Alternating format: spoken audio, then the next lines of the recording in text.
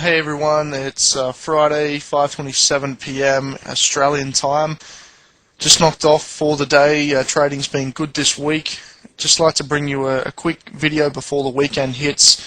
Today we're looking at the Aussie yen and we're looking at how to trade pin bars. Now before I begin on the trading setup side of things, I just want to say thank you very much to everyone that signed up over the last 2 months. We're growing strong. We've now got over 451 members on the forum and around 500 people that get this video, once a week with the trading setup idea. I hope I can increase the videos. I will need to have a little bit more motivation from you guys, via posts on trading, questions on trading, and inquiries on the email. I want to see some involvement from you guys, and then I can put my effort in through the videos and education. Okay, so just like to say thanks again, and hopefully see you around on the forums a little bit more and hear from you on the email. Alright, let's have a look on the Aussie yen chart I've got in front of me. Just before I talk about the setups, I want you to have a quick look at it and just see where you would have gotten in. What setup did you instantly see that you think you could have made money? Okay, I'll just give you a few seconds to have a look. Alright, so most of you probably are aware of the pin bar. Okay, now this is a long-tailed candle. That's an obvious pin bar. I think most of you probably would have taken this trade here. Okay, and it's very convenient that I show you this example in hindsight, because yes, it did work, and yes, it was a very large pin bar. Now, what a lot of people don't realize is that pin bars don't have to occur, at the exhaustion point of a move. Okay, this was at the low of this swing, and then created a reversal point.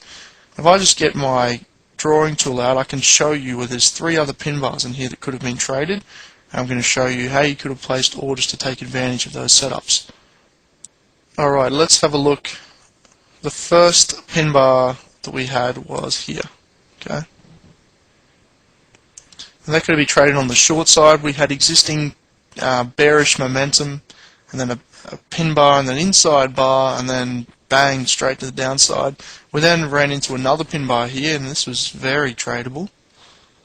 Okay, that looks a little bit, can't see there. Let's have a look. This bar here. And then we had another nice pin bar in the direction of the trend here. Now you can see with all these pin bars, price went in the correct direction. They followed through in the opposite direction of the tail. Now currently, if you were to enter a pin bar on the Aussie yen, the last pin bar closed around 102.50. Let's say you took the close of that bar, you would be up around 70 points right now. However, there's another way to trade pin bars rather than just trading on the close. Now, if you find that you're getting stopped out or your stop needs to be too wide, now this may result in missing some of the setups, but it could also increase your risk reward by halving the stop loss and increasing the potential upside profit. What I do, and a couple of other traders around the internet and a few books have developed a method to actually trade a 50% or 38% pullback of the pin bar. Now, this is not an original method by any means.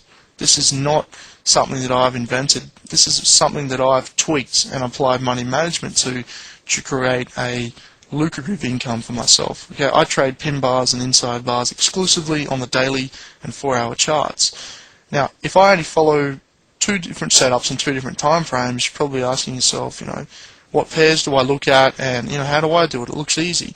Well, it is easy, but people can't take these trades over and over. They're not equipped mentally.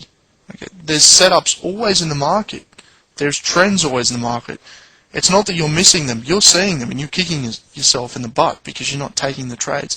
It's your mental capabilities to deal with the psychological, the restrictions, the little part of you that says, no, I shouldn't take this trade because I've just lost 2 trades or 3 trades and I can't afford to take another loss, and that trade that you've missed turns out to be a 10-to-1 winner, and it could have put you in front for the month or week. Trading is about subjecting yourself to the market over and over with a repeatable setup that you enjoy or take to, and that you can manipulate to be in your favor. Now I'm going to show you a way with a pin bar. Whenever a pin bar forms on the carry trades, which in the Aussie yen, I will look for a setup with a nice risk reward, and I will place a line around 35 to 55% down from the high and low. So let's see. If I was to take the range of this candle and say 50% retracement, the candle actually stopped.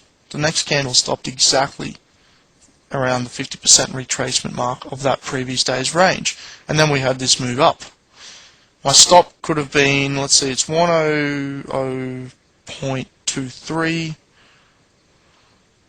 and 100.95. So the stop would have been around 70 to 75 points, and the potential upside, well, let's see, it went to 103, so it was 300 points. And that is what, I mean, it's for 5 to 1, around 5 to 1 on your risk. That's the potential. Now, I'm not saying you would have made that full amount, but applying my rule, which is 2 or 3 to 1 minimum on pin bar setups, you can create for yourself a nice money management and trading plan to use these setups. Now, the next pin bar formed here, I'll just get my marker pen so you can see this. This pin bar here, just mark it, this one here. You can see it closed, and then the next bar fell down to around the 50% retracement, which was here, and then we've had subsequent bullish momentum. So this stop would have allowed us to play a 3 to 1 risk reward with ease. It would have been around a 60-point stop, and 3 sixes are 18, so it's 180 points from the 101.80 level. You know, we're getting very close. So as you can see, the stop is 60 and the target's 180. And that gives you 3 times what you've risked. Now, it's not like roulette or any casino game where you're just betting $5 to $10 on like a first 12, second 12, red or black. You know, you're getting a fixed return. You're in control of the market. You can exit at any time. So the beautiful thing about the market is, yes, it's a large casino and there's probabilities involved, but you can actually control your betting. You can apply a system, money management plan, and if you risked 60 points and had 60 points profit, you can then move to break even, so you have no risk at all. You know, I can't tell you how to trade precisely, but I can show you the way that the professionals look at the market.